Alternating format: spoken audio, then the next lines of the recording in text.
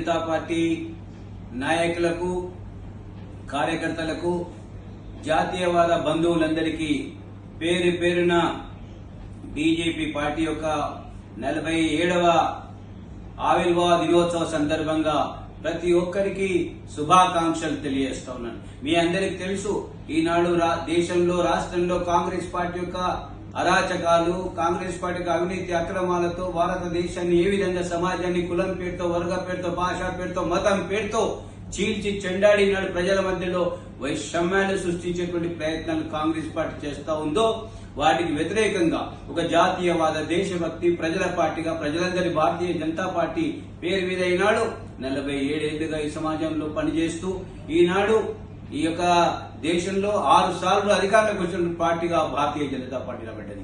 అదే కాకుండా 20 రాష్ట్రాల్లో ఈనాడు ముఖ్యమంత్రులను కలిగి ఉన్నటువంటి పార్టీగా, ఒక బలమైన శక్తివంతమైన పార్టీగా, ప్రపంచంలో అతిపెద్ద పార్టీగా బీజేపీ నిలబడ్డది.